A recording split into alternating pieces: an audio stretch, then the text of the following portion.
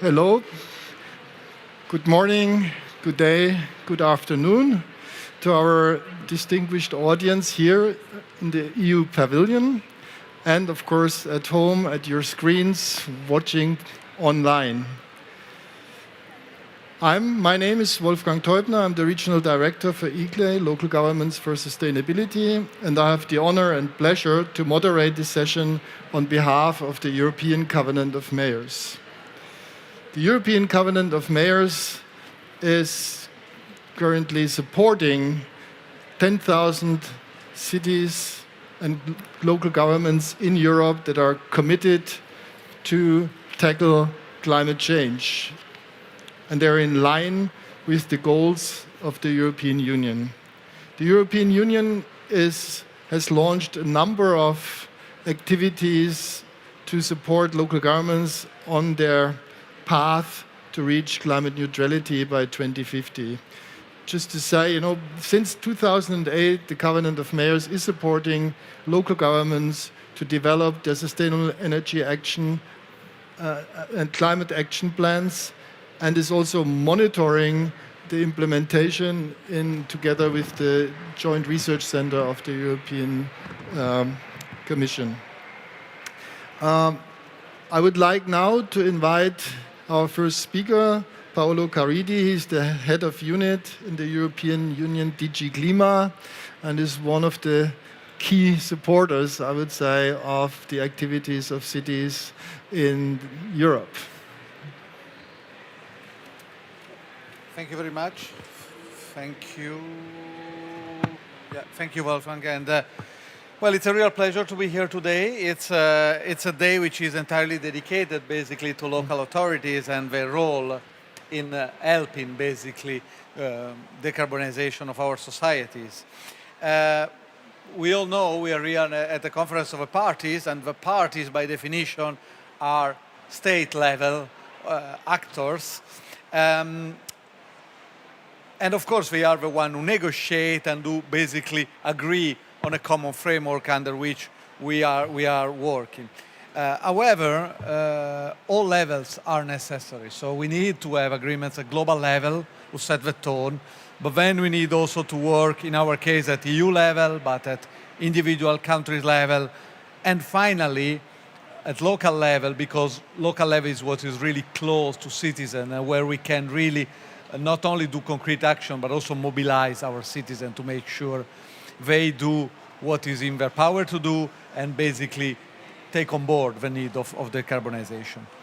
Now, as we know already, this need for local authority to be involved is also recognized somehow in COPs. As you might remember, last year in Glasgow, there was in the pact, in the Glasgow Climate Pact, there was an explicit mention of urgent need for cooperation and multi-level actor, which meant, of course, including cities and local authorities. And equally, the IPCC report has also been mentioning the importance of a need for effective multi-level governance. And it goes on. So this is also recognized at global level that local authorities and multi-level action are indispensable. Now, a few words on what to do at EU level. At EU level, of course, we have, and it was already mentioned, we have our own law. We are now in the final phase of legislation, what we call 54-55, which is a package of legislations which will allow us to decarbonize by 2050 and also to reduce by at least 55%, probably more, by 2030. And this is really a package of legislation at EU level, emission trading system, new standard for cars, emissions, forestation and deforestation rules. Then there is a layer which is at member state level, which is still part of EU legislation, which is mostly what we call effort sharing. So we take a commitment at EU level, but then there is a commitment also at individual member state level. Now, of course, this means legislation at EU level, legislation at national level, but it cannot stop there because concrete implementation needs to happen at a lower level, so a local level. And now, how it happens, I think there are three main ways how it happens.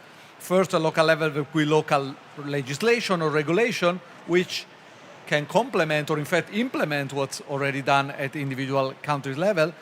But most important, we need to implement. So we need to take concrete policy action which help basically reducing emissions, and also, very important, adapting to the unavoidable effect of climate change, because this can only happen really at local level.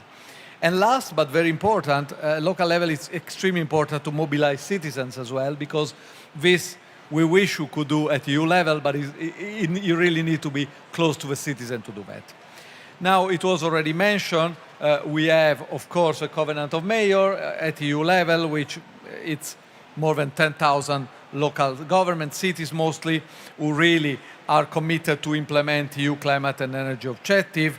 They develop concrete plan, they take risk and vulnerability assessment, so we are really following all the commitment we take at EU level, basically at local level. Now, we also have other initiatives, for instance, the European Mission on Adaptation, which also works at local level, and the Mission on Climate Neutral and Smart Cities. So all these initiatives complement each other, basically.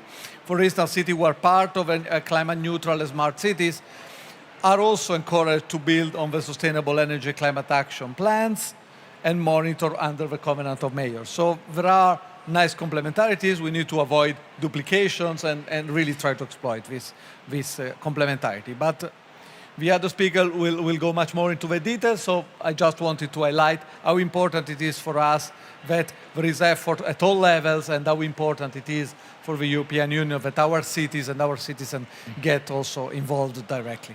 Thank you very much. Thank you very much, Mr. Caridi, for basically providing us also with the political frame that the EU is providing in support, basically, towards the climate neutrality. This brings me immediately to my second speaker, Mr. Paolo Bertoldi. He's a senior expert from the JRC, the Joint Research Center of the European Commission, and also an IPCC author. He will provide us a bit in the, frame the challenges and based on the data that is basically available also from the Covenant, but also from the IPCC level. Paolo, the floor is yours. Thank you, Wolfgang, for the nice introduction. I want to thank the colleague at the COMO office in Brussels, and particularly Nicola, who put together this very interesting session. If I can have my slides. Okay, it's there. So I'm going to present you very quickly the result of the Covenant of Mayors initiative launched, as was saying, in 2008, very much supported by the European Commission, by the colleagues of DG Enel and DG Clima, but now expanded outside the European Union and covering all the region of the globe. But today I'm focusing basically in Europe and neighboring countries. So just a summary, it started in 2008. In 2016 became the Global Covenant of Mayors. And now all countries, all cities in different regions are reporting in the same manner, taking the same commitment and work together. That's very important. Exchange knowledge and experience to become towards 2050 climate neutral. So we have signatories all around the globe, and in particular in the European Union, where the initiative started, over 10,000 signatories have signed up and are taking action. So this is very important. Cities are very much involved, mayors are committed, and citizens and business are working with mayors to achieve the goals that they set for themselves. So when we look at the signatories, we had the first phase in 2020, which is now closed, which we had the 7,000 participants. Many of these ones are signed up to 2030, which more ambitious target, following the EU target of 2030. But now we see also that cities start to sign up, still a small number in red, for 2050, becoming climate neutral. And we have already 300 more cities, but more will come. So this is the ultimate goal, to embark on a journey to become climate neutral at 2050. We receive a lot of action plans. So out of these 10,000 cities, more than 7,000 have submitted a climate action plan. So concrete measures in all sectors, municipal buildings, transportation, to reduce emission and to become more resilient to climate change. is not just greenwashing, and this is what makes this initiative very important. City regularly measure the emissions and report back to a central system showing the progress.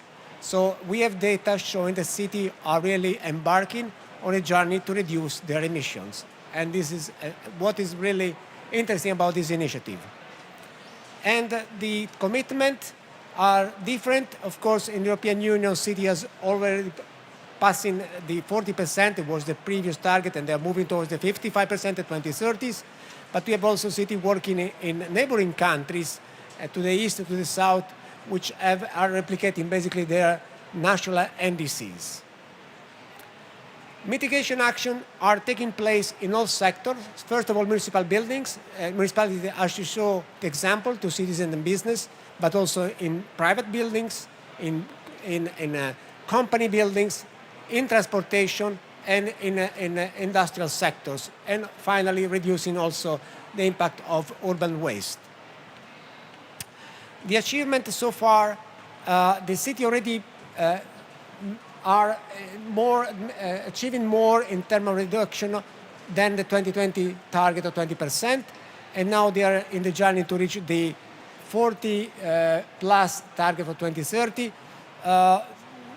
Their projected might be to do something less, but we know that with this feedback, they will relook at their plan, reinforce the plan, and introduce new policy action.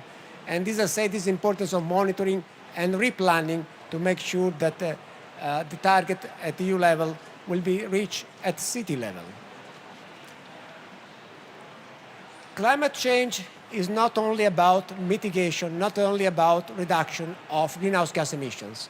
We should not forget that we are already feeling the impact of the temperature rise even in Europe, and cities face this one, so they have to increase their resilience through adaptation, implement measures to reduce the risk and make their cities more livable for their citizens. And half of our cities have already committed to an adaptation target. They set this one on their own to decide which type of measure want to implement in which sectors. And over 1,000 cities have already completed risk and vulnerability assessment and have also presented an adaptation plan. So what type of action they undertake at local level to make the city more resilient. And the most reported hazards are extreme heat. The temperature is rising, in particular in cities, in city centers, and citizens are suffering from this. The elderly are very much affected, or people with poor housing, without cooling or shading. And this is the highest risk identified by European cities, but not only this. It's a risk that is projected to increase in intensity and impact in the coming years. So a lot of measures are really focusing on reducing the extreme heat in cities. Drought and water scarcity is impacting many cities, as well as heavy precipitation and flooding. And all these risks are projected to increase. This, I know, is a busy graph, but it's showing basically the type of risk and the intensity of the risk. And they also look at the sector. It's not just the generic risks. What is this risk affecting? Is the agriculture, the biodiversity, the building sector, the energy infrastructure that are very much affected? And so the city can match risk with the sectors and sector affected, and then plan good policy. And this is important to do some exercise like risk vulnerability assessment. It may look like a data collection exercise, but it's very important to have effective planning at the local level. And then we have already 15,000 adaptation action in European Union and cities showing the growing interest by mayor for adaptation. Having presented to you the main result of the covenant, I can conclude that it is a very successful initiative. It will lead to climate neutrality and more resilient cities, and is I would say a mass movement of cities.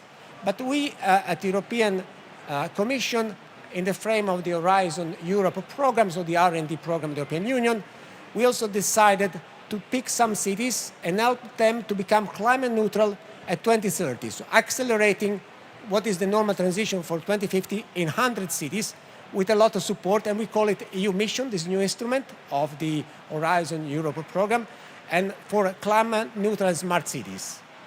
And the objective is to have at least 100 climate neutral cities at 2030, and making sure these cities then become a test bed, an example for all the 10,000 plus cities we have in the covenant, and finally for all the cities in the European Union. There was a call for cities to participating, and we hear more from the distinguished speakers following me, and 100 cities were selected, and 100 in Europe and 12 in associated countries. And you can see a busy chart, but they are covering cities located in all the member states of the European Union. They represent 12% of the population. And with this, I would like to follow up both the Covenant of Mayors is a very well done website with all the information they presented, as well as the development of the city mission, which is just starting this journey, and we expect to be successful with a lot of support and interest from stakeholders, from cities, from citizens, and from policymakers. Thank you very much for your attention. Thank you, Paolo, for giving us such a comprehensive and detailed background also for our discussion that is going to follow. I would like to first address Ms. Alison Gilliland, who is she's a councillor in the city of Dublin, and also the rapporteur from the Committee of the Regions for the Committee of Region position towards the UNFCCC COP27. And also Dublin is, of course, as you have seen maybe on the slide, one of the cities in the Climate Neutral Cities mission, so also has to accelerate. So I think I would like to maybe combine two questions. Of course, first, how do you see the challenges, I would say, also now for the city of Dublin to accelerate, I would say, your implementation. And on the other hand side, in this space, I mean, you're here at COP in this multi-level governance space. What do you see in terms of the needs that you would like to also flag, of course, in this context for the cities? Thank you very much, Wolfgang. It's lovely to be here. Yeah, we're very proud that Dublin succeeded in being one of the EU climate neutral and smart cities. And I suppose if we look at why we actually applied back in January, it was for two reasons. It was to be part of an active network, a European network that would really support us, enable sharing and learning, but also for the finance. And that's been very blunt about it. We have brilliant climate action plans in Dublin, no more than across many other cities. But I think what we struggle with is the realization of them because of funding.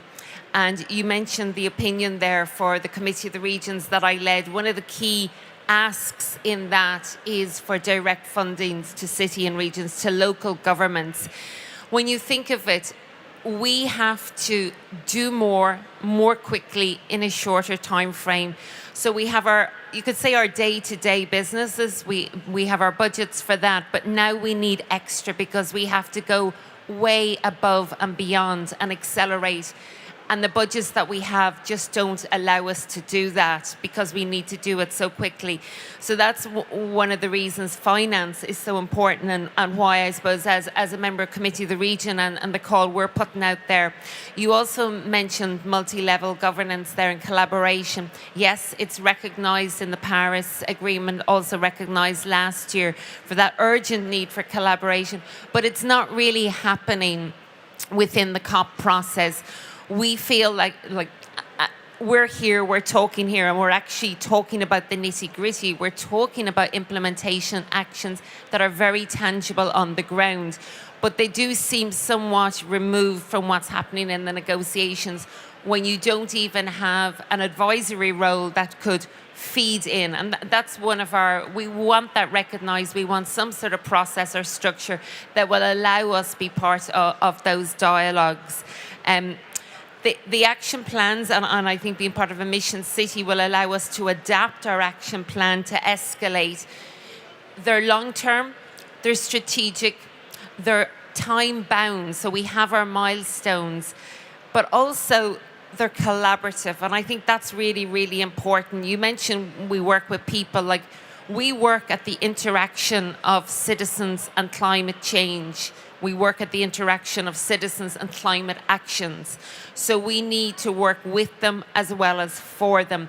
And when we designed our climate action plan back in 2019, and it is continuously updated, we worked with our citizens. We held formal and informal consultations with them. And there was a sort of an education element to that. We had one big week-long consultation where citizens could just pop in and talk to the various sort of mini pavilions, whether it be on transport, whether it be on energy, so that they could ask the questions that was really relevant to them.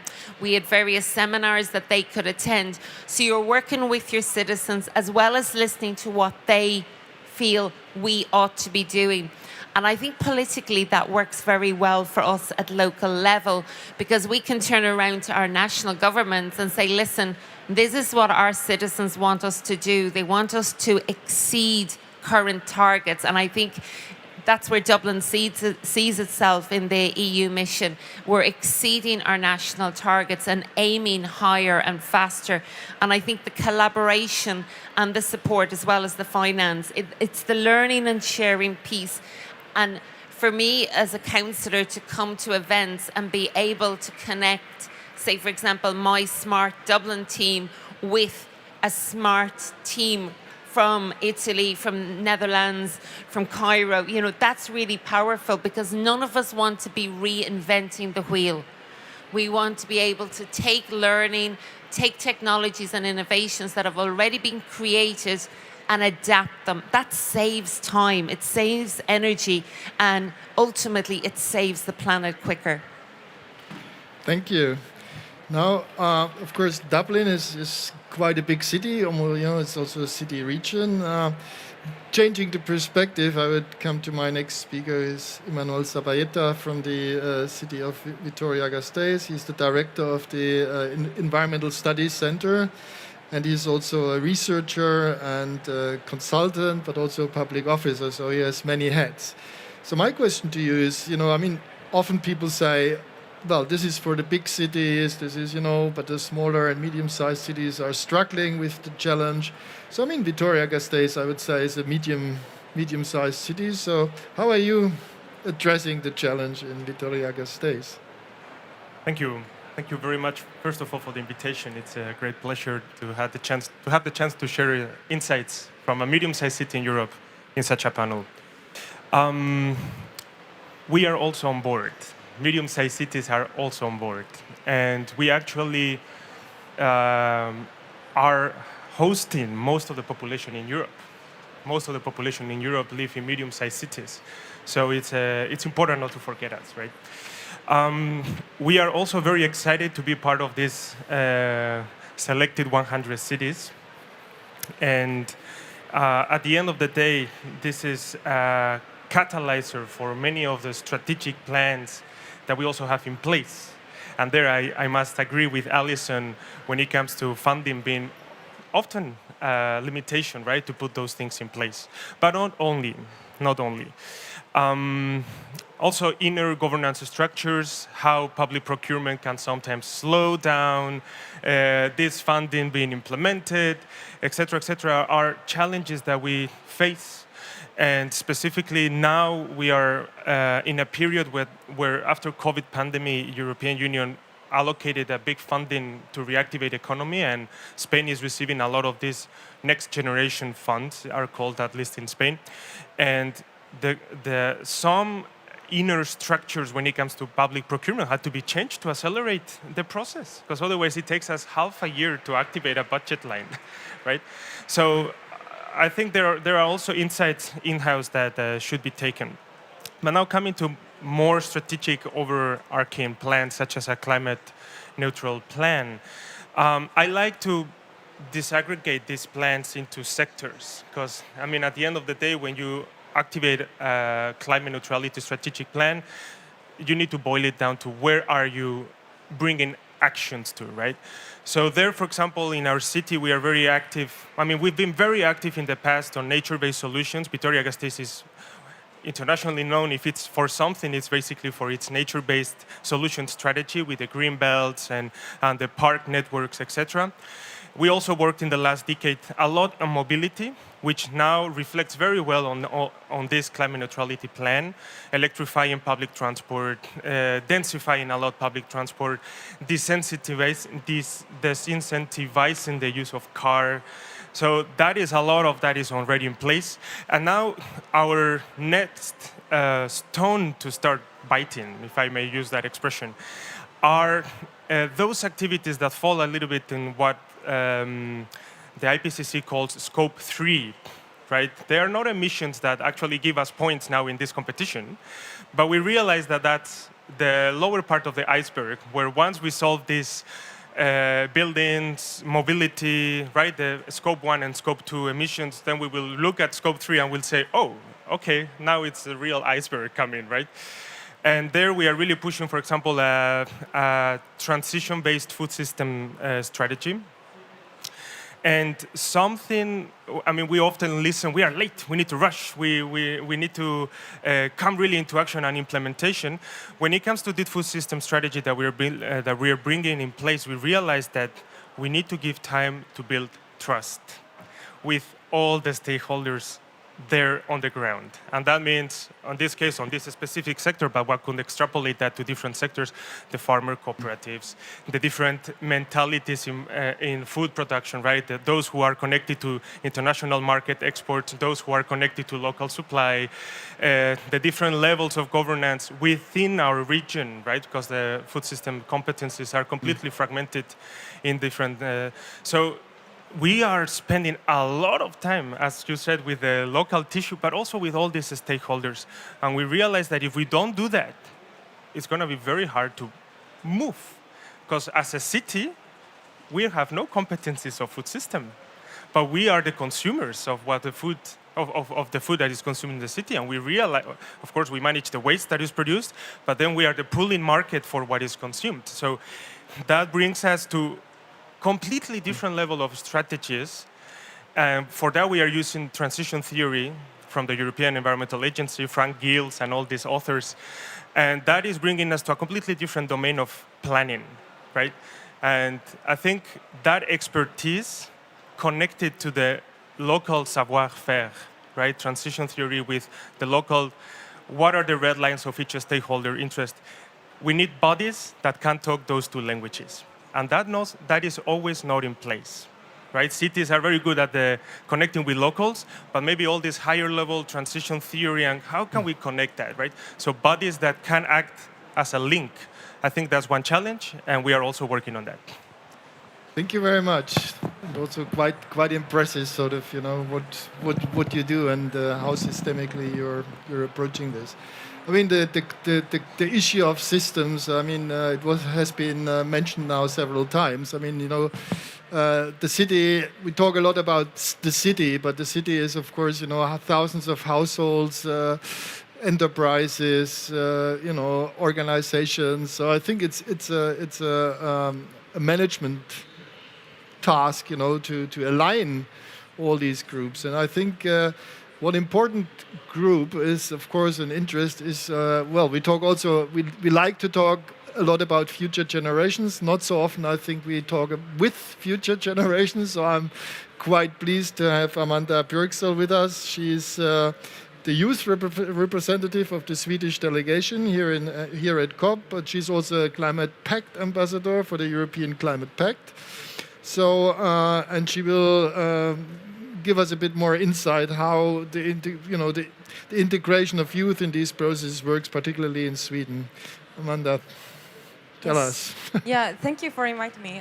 Just to highlight that we are, of course, the future generation, but we are also the present. And when it comes to these decisions that we take here today, for example, it is the most important that we are involved in the decisions, because we cannot like repair the damage that has been done today. Like, we have to be involved in the decisions being taken today.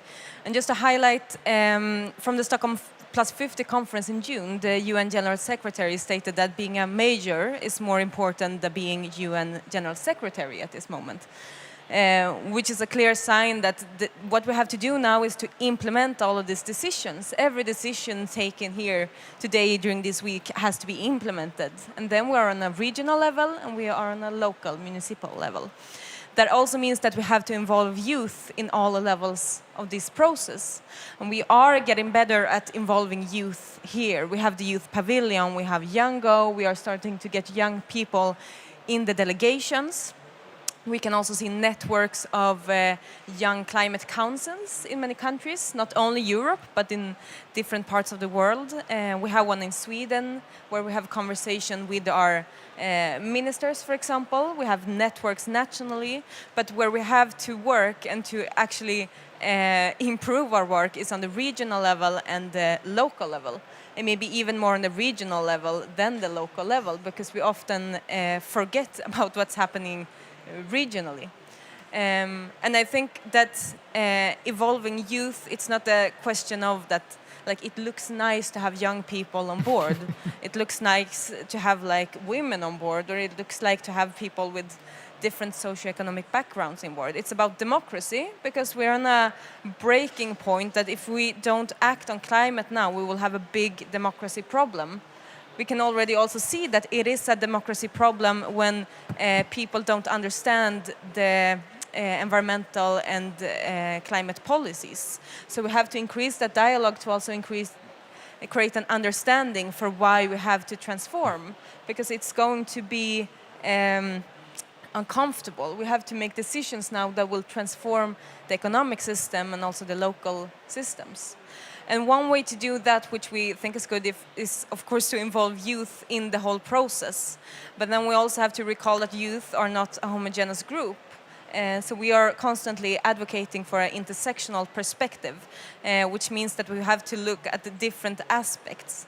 And I thought it was interesting in the earlier presentation where you mentioned the groups that are vulnerable to climate change, and youth were not included in that presentation. So it would be really interesting to see how you measure which is a vulnerable group.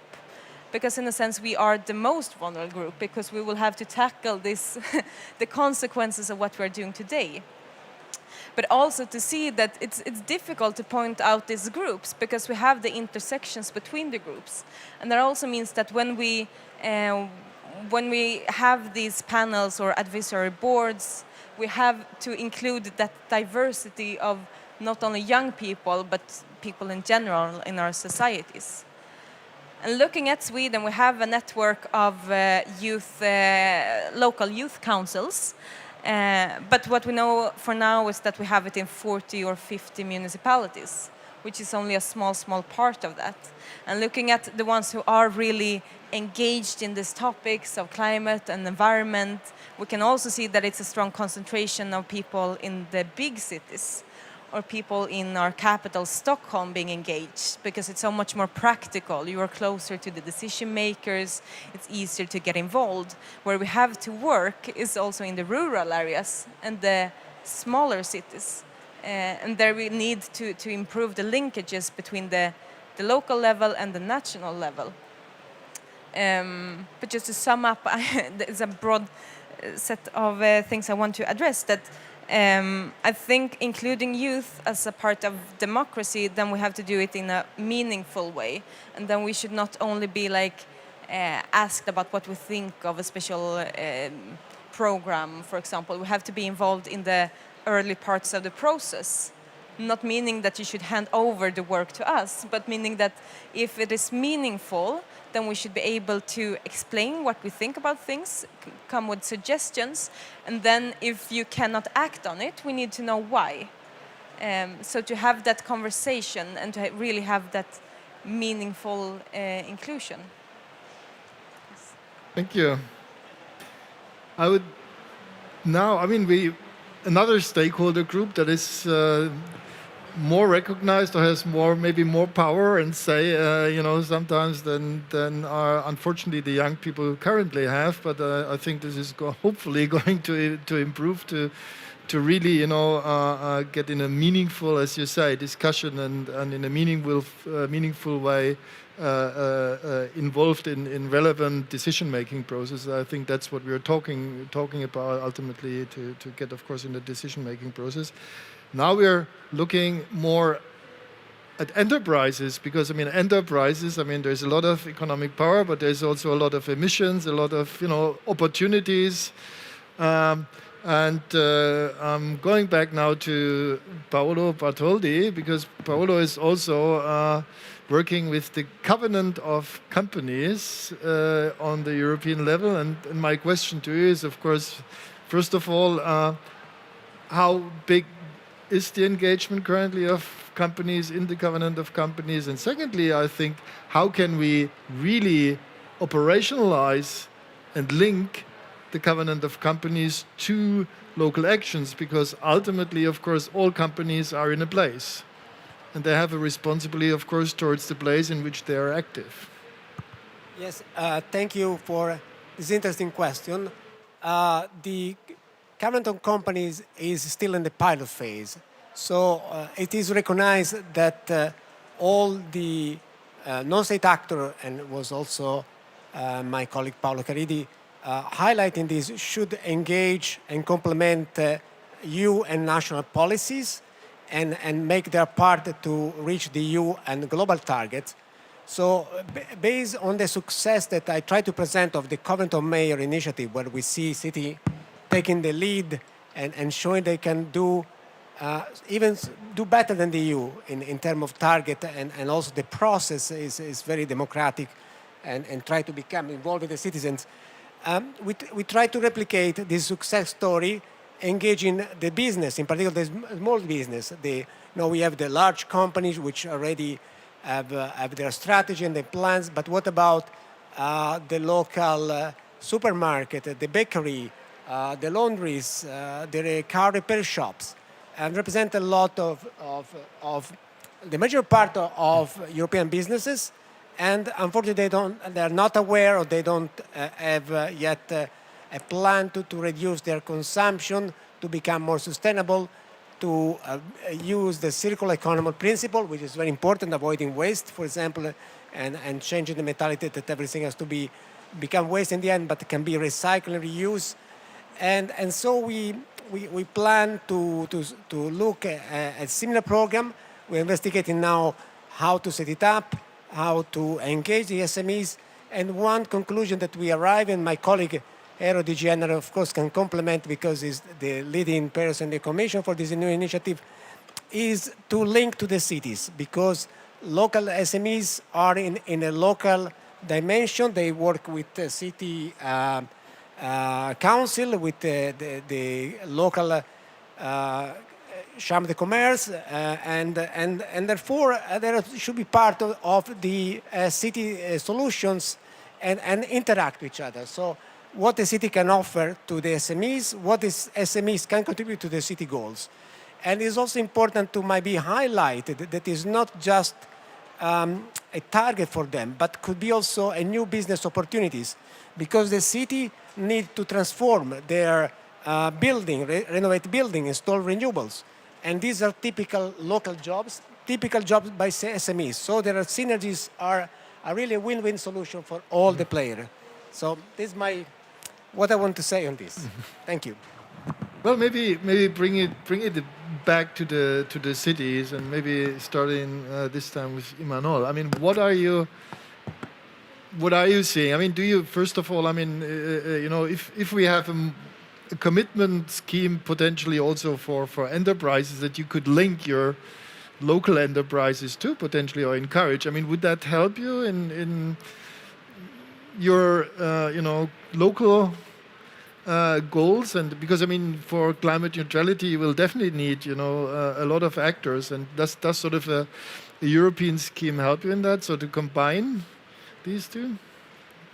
I mean, the answer is yes, right? If you have the SMEs and the local industry on board, then your muscle is much bigger. Our municipality, through the Economic Development Department, they have been working for decades with all the tissue of SME tissue and industry tissue. We have a very strong car industry in our city. We have a very high city GDP, if one can talk about this indicator. For industry, it's around 25% of the GDP of the city's industry. It is the highest of the Spanish cities. And that's mainly because of car industry and all the supplying small SMEs of that car industry. And then, of course, supermarket and all the other supply chains.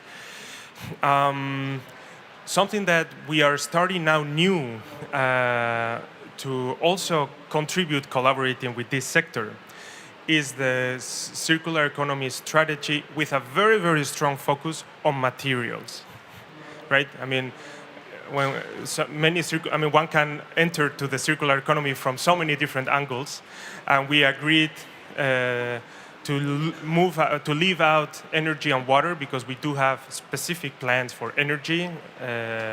Covenant of Mayors was signed in 2008. We were the first city in Spain to sign this Covenant of Mayors, so energy has been already targeted for a long time, water as well, and we realized we are not doing anything strategic and systemic with materials in the city. So why not give it a try? And this is what we are now working on. Together we created an interdepartmental group in the city, which sounds very simple, but if anybody here works in a municipality, you will know that it's often very challenging due to this silo mode of working within cities.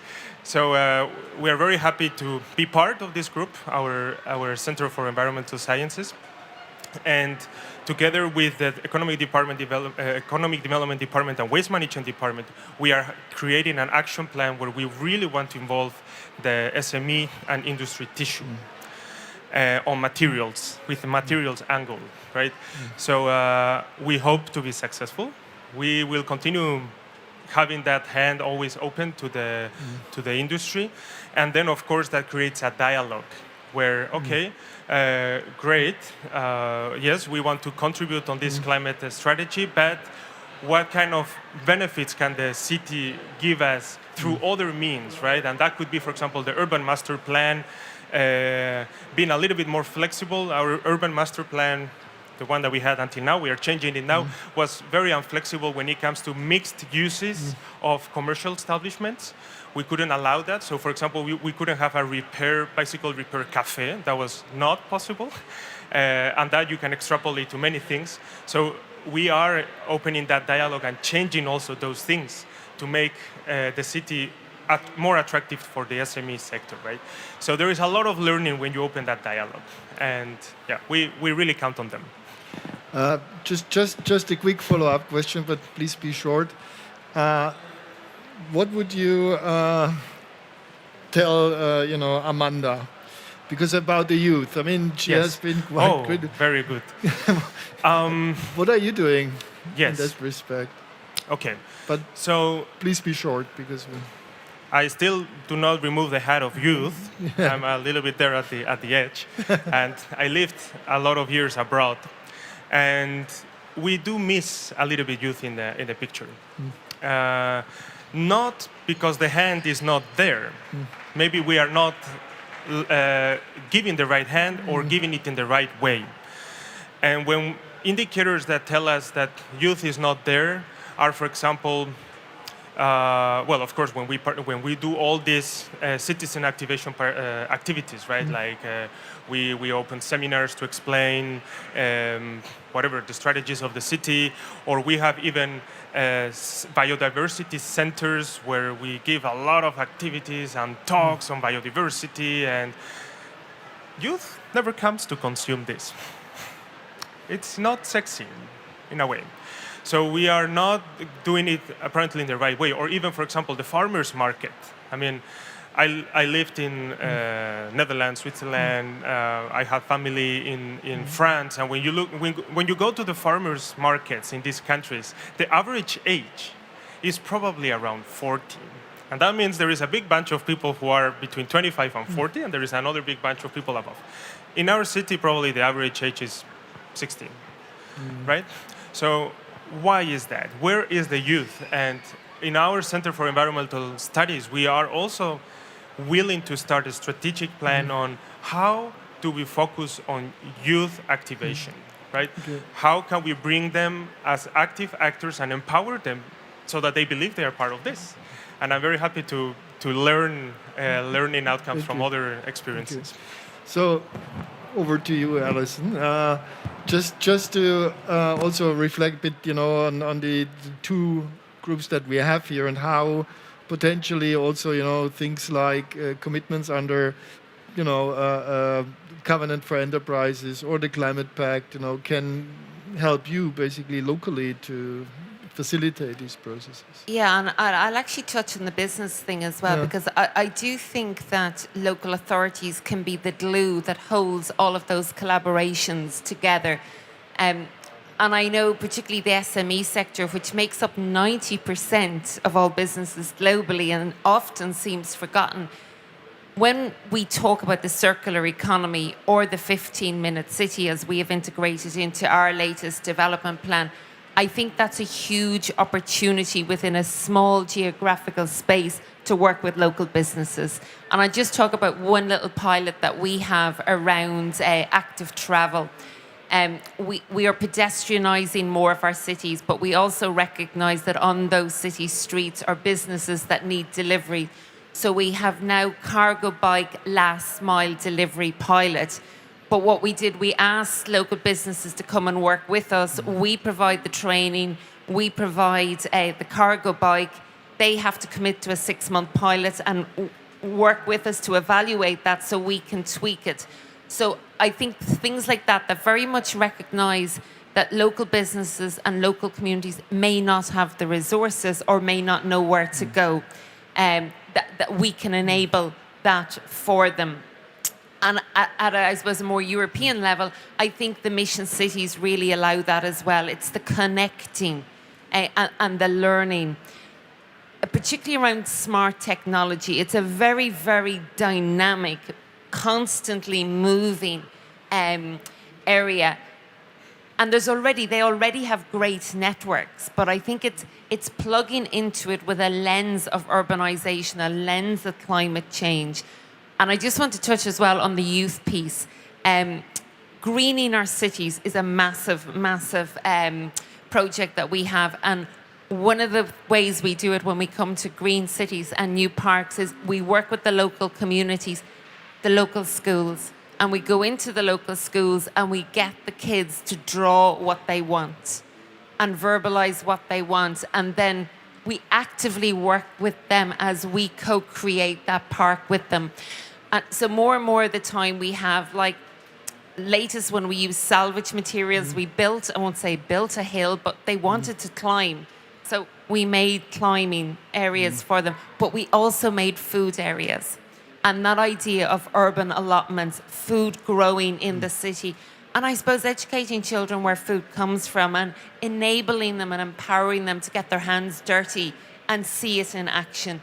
So I go back to the first point. We can be the glue that holds all of that, that empowers that and enables that, but we have to be open, we have to be flexible, we have to listen to the voices, particularly those who we might feel are disrupting our beautiful plans in our climate action plan.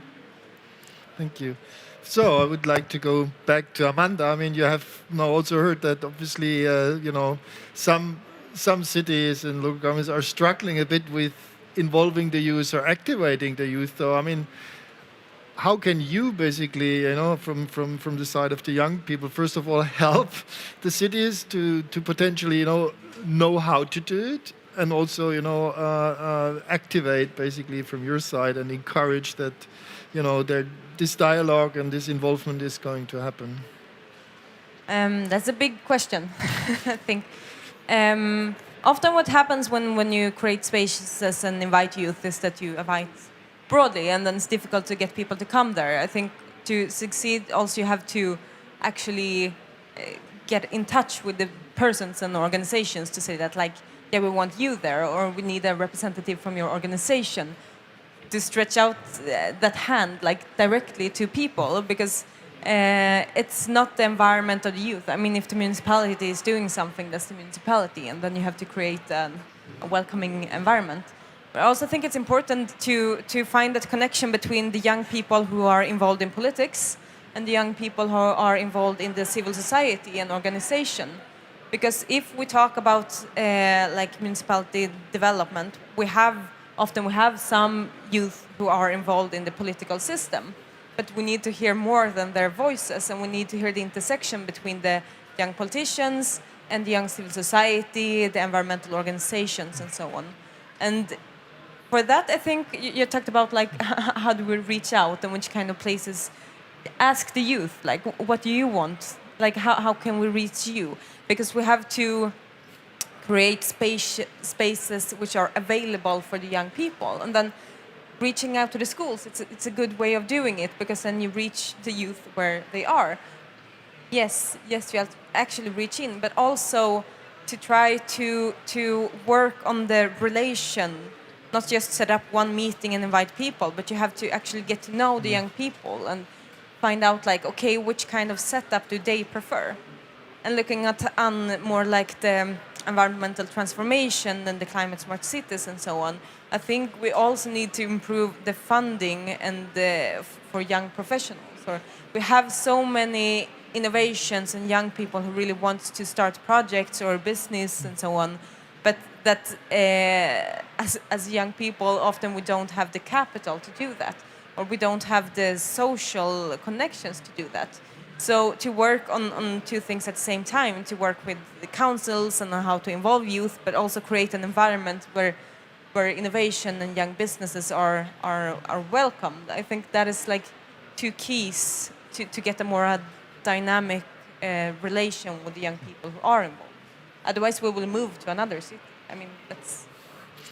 So thank you. I mean, I see that the discussion now, is getting dynamic, but unfortunately we're starting to run out of time, and I would like to give the opportunity to my final speaker and one of the great supporters, mastermind, highly important people for this covenant and its success, Mr. Eero Aljo from DG Energy, and he will also talk a bit about responses to the current energy crisis, I would say.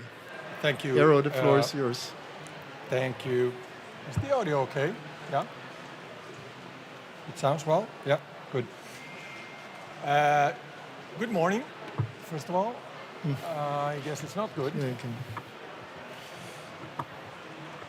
Better. Thank you. That looks better. Thank you so much. Thank you so much. I feel I don't have to hunch forward too much. Good morning, indeed, and thank you, Wolfgang, and the great speakers. Actually, I didn't want to interrupt this because I think things were flowing very well here.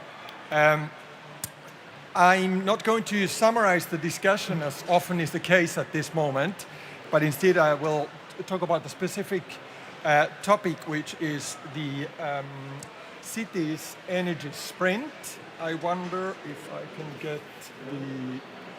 Or do I do it here? Maybe? Yes. I found the button. So, city's energy sprint. This comes from 3 C's. I mean, we talk about the cities, and what we also talked about here earlier was the companies, and then, of course, the citizens. And I think listening to Amanda, so I would say the young citizens particularly, because I feel that this is true. We have to look at that generation, because you're the ones who then will be inheriting and actually already now building the future. So anyway, the Cities Energy Sprint is an initiative that brings together these 3 entities, if I call it that way. And it is something, an initiative that we started last May. So it's quite a young one. It happened indeed in the context of the Repower EU Energy Save Plan, which was a recommendation on how Europe can save energy. in order to phase out Russian fossil fuels and show solidarity to Ukraine. So that's the political setting which is there. But it's not just politics, it's really a reality. And we have to deal with it. The Covenant of Mayors, the Committee of Regions, and the Commission so are behind the initiative. And it has a very simple objective, the sprint. So we want to voluntarily, we want the cities actually to voluntarily reduce energy consumption this winter and potentially also the next one. This is going to be the difficult period. And when cities do that, what they are doing actually at the same time, so they are delivering, of course, on energy security, which is super important, the emission reduction targets, because we are reducing consumption, so that's clear. But then most importantly, actually, the main thing is to keep the houses warm and the lights on and businesses running this winter, because that's going to be a special challenge for Europe. And that's behind it. The challenge here is probably to a lot of people, I mean, we don't have the experience of living through an energy crisis where you have to really reduce your consumption. So those of us born, let's say, at a time when there were the 1970s oil crisis, you will remember things. Then many of us have not been around at that time, and therefore this idea of saving, cutting consumption is new. And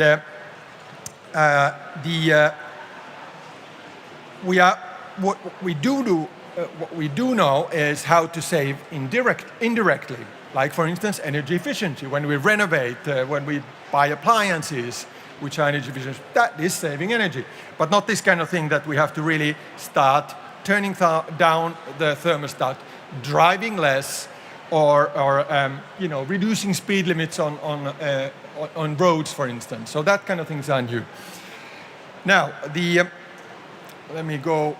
This was indeed shows the connection with this Repower EU package, which is about indeed demand security in Europe. And we had a special focus on cities, and that was something that we are very proud about, but also showing the point that cities are the ones who are going to make this happen or not make it happen. And okay, I get now to the concrete things. What the sprint proposes is actually a toolkit on how to do these things in practice. What does it mean? How do you go about this? And what we also do here is to ask the cities to facilitate these kinds of local debates with citizens, different groups, on how to change the behaviors that we have. And there the mayors are very important, and the local networks that can make this happen. So then there's also a toolbox and a repository of actions which cities have already taken under this. This is all available on the website of the Covenant of Mayors under the name of the sprint. And in this toolbox, it gets very concrete. These are things like, indeed, reducing the thermostat in buildings, like here particularly, but places like that, you make a huge difference. 1 or 2 degrees, get it down to 90 degrees. That's what happened in our offices, for instance. Rationalize the way you use street lights.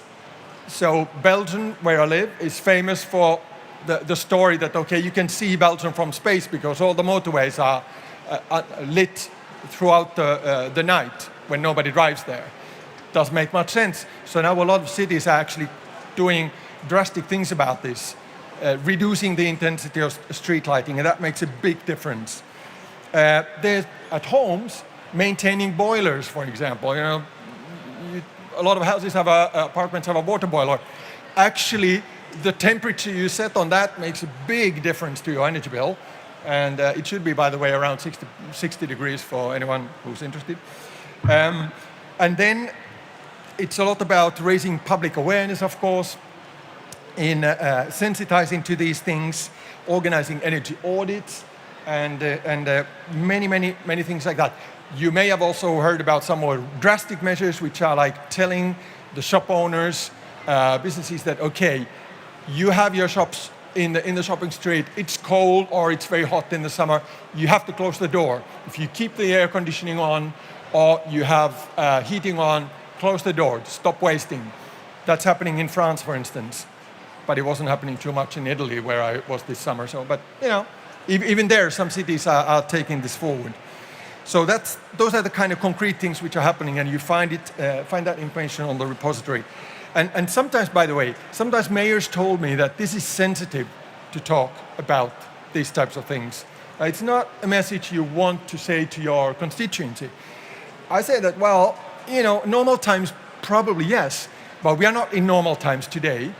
And I think not saying that and letting just people get those bills at the end of the year where you get, you know, 1,000 euros or 2,000 euros more to pay, that's going to put people to the streets. So it's actually, if you don't tell it now, you're kicking the can down the road in a way you don't want. So that's one important point. And I think the silver lining in this energy crisis is that we see a big push for renewable energy and that type of long-term solutions to the crisis once we get over this. Now, just advertising here, there are cities like Amsterdam, Berlin, Bordeaux, Cesena, Firenze, Graz, Helsinki, Lille, Liège, Riga, Torino, and so on, who are taking these kinds of measures. So I hope after this event, many more do as well. Thank you so much.